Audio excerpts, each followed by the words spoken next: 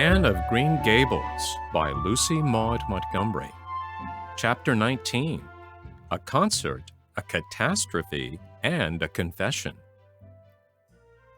"Marilla, can I go over to see Diana just for a minute?"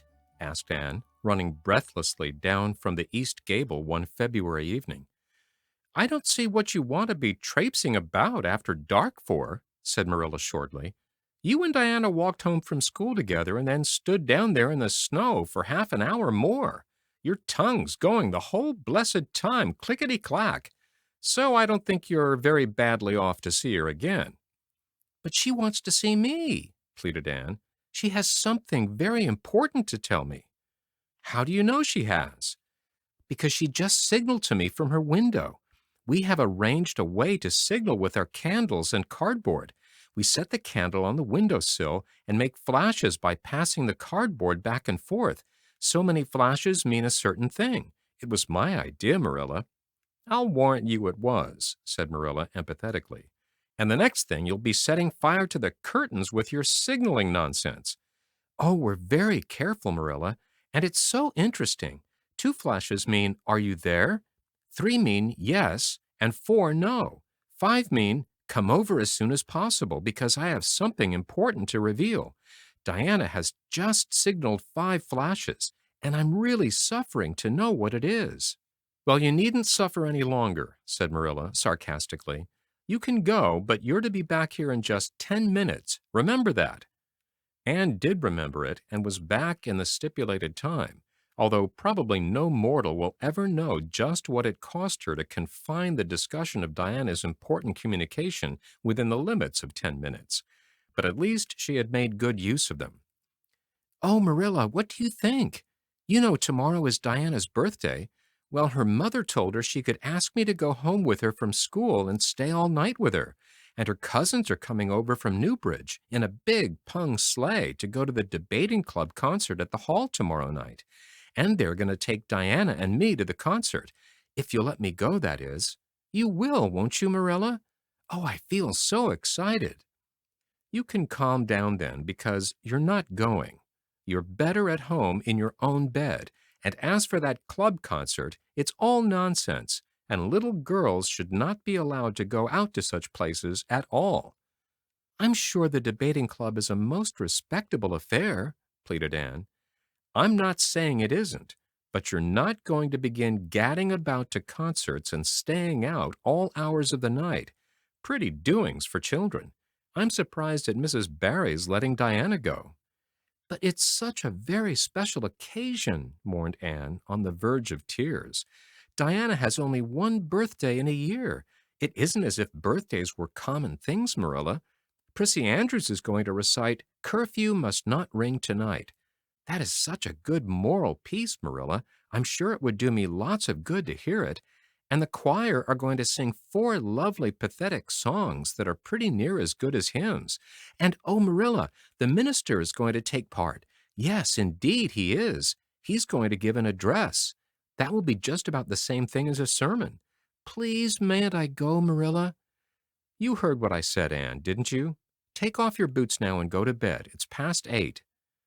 "There's just one more thing, Marilla," said Anne, with the air of producing the last shot in her locker. "Mrs. Barry told Diana that we might sleep in the spare room bed. Think of the honor of your little Anne being put in the spare room bed." "It's an honor you'll have to get along without. Go to bed, Anne, and don't let me hear another word out of you." When Anne, with tears rolling over her cheeks, had gone sorrowfully upstairs, Matthew, who had been apparently sound asleep on the lounge during the whole dialogue, opened his eyes and said decidedly, "Well now, Marilla, I think you ought to let Anne go." "I don't then," retorted Marilla. "Who's bringing this child up, Matthew, you or me?" "Well, now, you," admitted Matthew. "Don't interfere then." "Well, now, I ain't interfering. It ain't interfering to have your own opinion. And my opinion is that you ought to let Anne go." "You'd think I ought to let Anne go to the moon if she took the notion, I've no doubt," was Marilla's amiable rejoinder. "I might have let her spend the night with Diana, if that was all. But I don't approve of this concert plan. She'd go there and catch cold like as not. and have her head filled up with nonsense and excitement. It would unsettle her for a week. I understand that child's disposition and what's good for it better than you, Matthew. I think you ought to let Anne go, repeated Matthew firmly. Argument was not his strong point, but holding fast to his opinion certainly was. Marilla gave a gasp of helplessness and took refuge in silence. The next morning, when Anne was washing the breakfast dishes in the pantry, Matthew paused on his way out to the barn to say to Marilla again, I think you ought to let Anne go, Marilla. For a moment, Marilla looked things not lawful to be uttered. Then she yielded to the inevitable and said tartly, Very well, she can go, since nothing else will please you. Anne flew out of the pantry, dripping dishcloth in hand. Oh, Marilla, Marilla, say those blessed words again. I guess once is enough to say them. This is Matthew's doings, and I wash my hands of it. If you catch pneumonia sleeping in a strange bed or coming out of that hot hall in the middle of the night, don't blame me, blame Matthew. Anne Shirley, you're dripping greasy water all over the floor. I never saw such a careless child. Oh, I know I'm a great trial to you, Marilla, said Anne repentantly. I make so many mistakes, but then just think of all the mistakes that I don't make, although I might. I'll get some sand and scrub up the pots before I go to school. Oh, Marilla, my heart was just set on going to that concert. I never was to a concert in my life, and when the other girls talk about them in school, I feel so out of it. You didn't know just how I felt about it, but you see, Matthew did. Matthew understands me, and it's so nice to be understood, Marilla. Anne was too excited to do herself justice as to lessons that morning in school. Gilbert Blythe spelled her down in class and left her clear out of sight in mental arithmetic. Anne's consequent humiliation was less than it might have been, however, in view of the concert and the spare room bed. She and Diana talked so constantly about it all day that with a stricter teacher than Mr. Phillips, dire disgrace must inevitably have been their portion. Anne felt that she could not have borne it if she had not been going to the concert, for nothing else was discussed that day in school. The Avonlea Debating Club, which met fortnightly all winter, had had several smaller free entertainments, but this was to be a big affair, admission 10 cents, in aid of the library. The Avonlea young people had been practicing for weeks, and all the scholars were especially interested in it by reason of older brothers and sisters who were going to take part. Everybody in school over 9 years of age expected to go, except Carrie Sloane, whose father shared Marilla's opinions about small girls going out to night concerts. Carrie Sloane cried into her grammar all the afternoon and felt that life was not worth living. For Anne, the real excitement began with the dismissal of school and increased therefrom in crescendo until it reached to a crash of positive ecstasy in the concert hall itself. They had a perfectly elegant tea, and then came the delicious occupation of dressing in Diana's little room upstairs. Diana did Anne's front hair in the new pompadour style, and Anne tied Diana's bows with the especial knack she possessed, and they experimented with at least a half a dozen different ways of arranging their back hair. At last they were ready, cheeks scarlet and eyes glowing with excitement. True, Anne could not help a little pang when she contrasted her plain black tam and shapeless, tight-sleeved, homemade gray cloth coat with Diana's jaunty fur cap and smart little jacket. But she remembered in time that she had an imagination and could use it. Then Diana's cousins, the Murrays from Newbridge, came. They all crowded into the big pung sleigh among straw and furry robes. Anne reveled in the drive to the hall, slipping over the satin-smooth roads with the snow crisping under the runners. There was a magnificent sunset, and the snowy hills and deep blue water of the St. Lawrence Gulf seemed to rim in the splendor like a huge bowl of pearl and sapphire brimmed with wine and fire.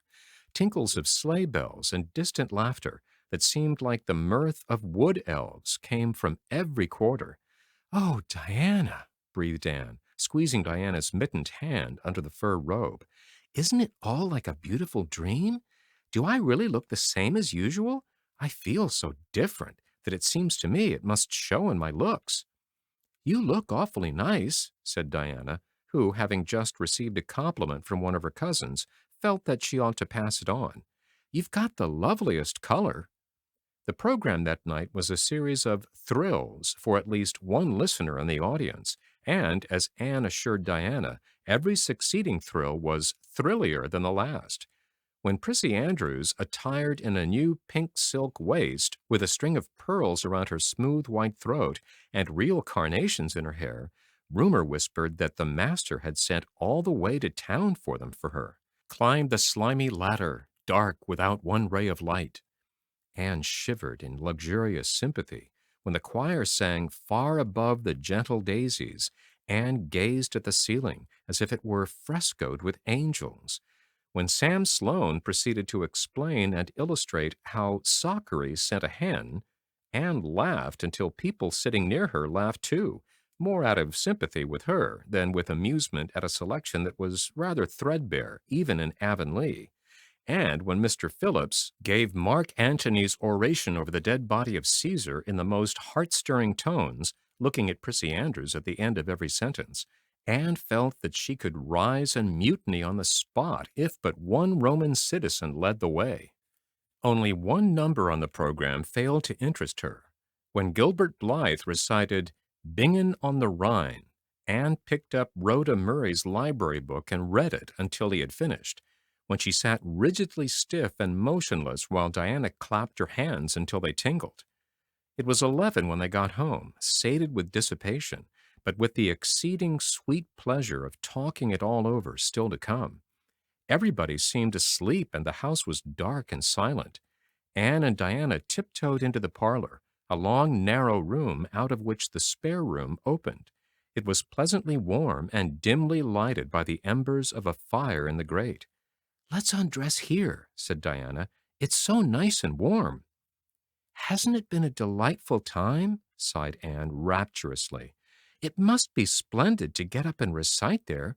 Do you suppose we will ever be asked to do it, Diana?" "Yes, of course, some day.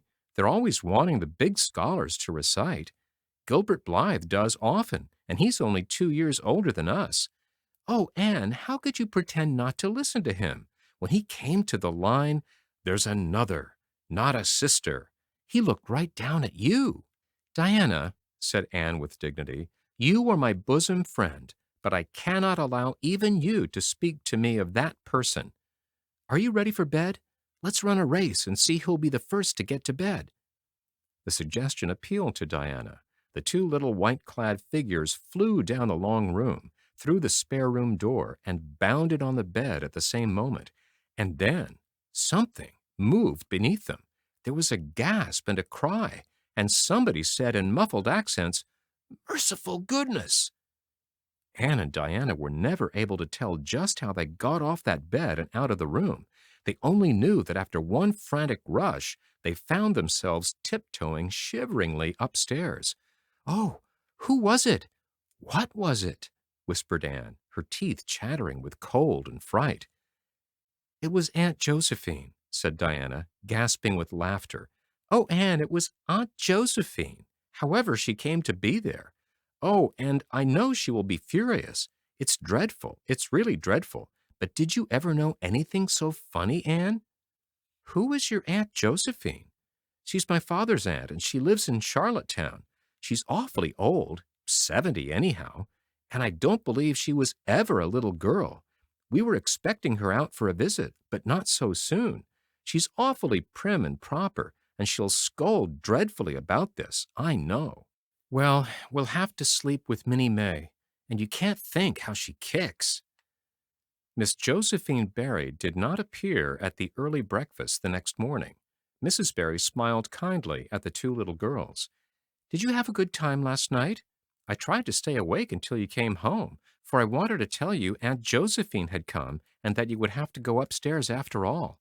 But I was so tired I fell asleep. I hope you didn't disturb your aunt, Diana." Diana preserved a discreet silence, but she and Anne exchanged furtive smiles of guilty amusement across the table. Anne hurried home after breakfast, and so remained in blissful ignorance of the disturbance which presently resulted in the Barry household until the late afternoon, when she went down to Mrs. Lynde's on an errand for Marilla. "So you and Diana nearly frightened poor old Miss Barry to death last night," said Mrs. Lynde severely, but with a twinkle in her eye. "Mrs. Barry was here a few minutes ago on her way to Carmody. She's feeling really worried over it. Old Miss Barry was in a terrible temper when she got up this morning, and Josephine Barry's temper is no joke, I can tell you that. She wouldn't speak to Diana at all." "It wasn't Diana's fault," said Anne contritely. "It was mine. I suggested racing to see who would get into bed first." "I knew it," said Mrs. Lynde with the exultation of a correct guesser. "I knew that idea came out of your head. Well, it's made a nice lot of trouble, that's what. Old Miss Barry came out to stay for a month, but she declares she won't stay another day and is going right back to town tomorrow, Sunday and all as it is. She'd have gone today if they could have taken her. She had promised to pay for a quarter's music lessons for Diana, but now she is determined to do nothing at all for such a tomboy. Oh, I guess they had a lively time of it there this morning. The Barrys must feel cut up. Old Miss Barry is rich, and they'd like to keep on the good side of her. Of course, Mrs. Barry didn't say that to me, but I'm a pretty good judge of human nature, that's what." "I'm such an unlucky girl," mourned Anne. "I'm always getting into scrapes myself and getting my best friends, people I'd shed my heart's blood for, into them too. Can you tell me why it is so, Mrs. Lynde?" "It's because you're too heedless and impulsive, child, that's what. You never stop to think. Whatever comes into your head to say or do, you say or do it without a moment's reflection." "Oh, but that's the best of it," protested Anne. "Something just flashes into your mind, so exciting, and you must out with it. If you stop to think it over, you spoil it all. Haven't you never felt that yourself, Mrs. Lynde?" No, Mrs. Lynde had not. She shook her head sagely. "You must learn to think a little, Anne, that's what. The proverb you need to go by is, 'Look before you leap,' especially into spare-room beds." Mrs. Lynde laughed comfortably over her mild joke, but Anne remained pensive. She saw nothing to laugh at in the situation, which to her eyes appeared very serious. When she left Mrs. Lynde's, she took her way across the crusted fields to Orchard Slope. Diana met her at the kitchen door. "Your Aunt Josephine was very cross about it, wasn't she?" whispered Anne. "Yes," answered Diana, stifling a giggle with an apprehensive glance over her shoulder at the closed sitting-room door. "She was fairly dancing with rage, Anne. Oh, how she scolded! She said I was the worst-behaved girl she ever saw, and that my parents ought to be ashamed of the way they had brought me up. She says she won't stay, and I'm sure I don't care, but Father and Mother do." "Why didn't you tell him it was my fault?" demanded Anne. "It's likely I'd do such a thing, isn't it?" said Diana with just scorn. "I'm no telltale, Anne Shirley, and anyhow I was just as much to blame as you." "Well, I'm going in to tell her myself," said Anne resolutely. Diana stared. "Anne Shirley, you'd never! Why, she'll eat you alive." "Don't frighten me any more than I am frightened," implored Anne. "I'd rather walk up to a cannon's mouth, but I've got to do it, Diana. It was my fault, and I've got to confess. I've had practice in confessing, fortunately." "Well, she's in the room," said Diana. "You can go in if you want to. I wouldn't dare, and I don't believe you'll do a bit of good." With this encouragement, Anne bearded the lion in its den, that is to say, walked resolutely up to the sitting-room door and knocked faintly. A sharp "Come in" followed. Miss Josephine Barry, thin, prim, and rigid, was knitting fiercely by the fire, her wrath quite unappeased, and her eyes snapping through her gold-rimmed glasses. She wheeled around in her chair, expecting to see Diana, and beheld a white-faced girl whose great eyes were brimmed up with a mixture of desperate courage and shrinking terror. "Who are you?" demanded Miss Josephine Barry without ceremony. "I'm Anne of Green Gables," said the small visitor tremulously, clasping her hands with her characteristic gesture. "And I've come to confess, if you please." "Confess what?" "That it was all my fault about jumping into bed on you last night. I suggested it. Diana would never have thought of such a thing, I'm sure. Diana is a very ladylike girl, Miss Barry, so you must see how unjust it is to blame her." "Oh, I must, hey? I rather think Diana did her share of the jumping, at least. Such carryings on in a respectable house." "But we were only in fun," persisted Anne. "I think you ought to forgive us, Miss Barry, now that we've apologized. And anyhow, please forgive Diana and let her have her music lessons.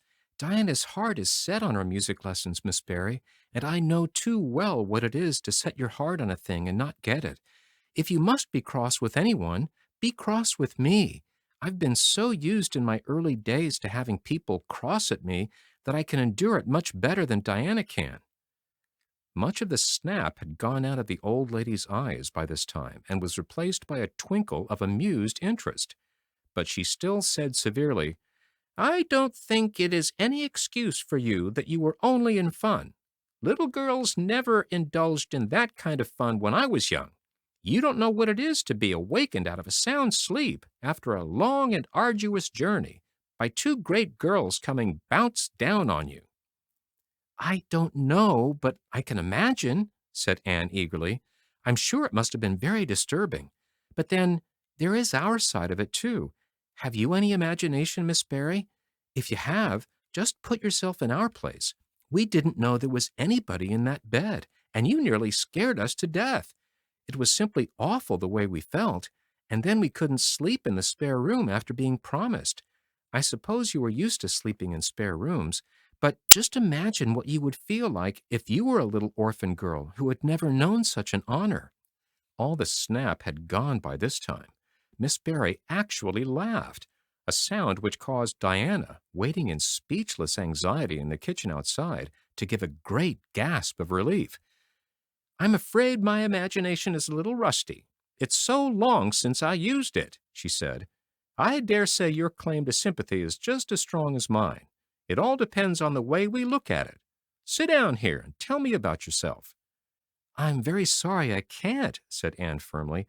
"I would like to, because you seem like an interesting lady, and you might even be a kindred spirit, although you don't look very much like it. But it is my duty to go home to Miss Marilla Cuthbert. Miss Marilla Cuthbert is a very kind lady who has taken me to bring up properly. She is doing her best, but it is very discouraging work. You must not blame her because I jumped on the bed, but before I go, I do wish you would tell me if you will forgive Diana and stay just as long as you meant to in Avonlea." "I think perhaps I will, if you will come over and talk to me occasionally," said Miss Barry. That evening, Miss Barry gave Diana a silver bangle bracelet and told the senior members of the household that she had unpacked her valise. "I've made up my mind to stay simply for the sake of getting better acquainted with that Anne girl," she said frankly. "She amuses me, and at my time of life an amusing person is a rarity." Marilla's only comment when she heard the story was, "I told you so." This was for Matthew's benefit. Miss Barry stayed her month out and over. She was a more agreeable guest than usual, for Anne kept her in good humor. They became firm friends. When Miss Barry went away, she said, "Remember, you Anne girl, when you come to town, you're to visit me, and I'll put you in my very sparest spare room bed to sleep." "Miss Barry was a kindred spirit after all," Anne confided to Marilla. "You wouldn't think so to look at her, but she is. You don't find it right out at first, as in Matthew's case, but after a while you come to see it. Kindred spirits are not so scarce as I used to think. It's splendid to find out there are so many of them in the world."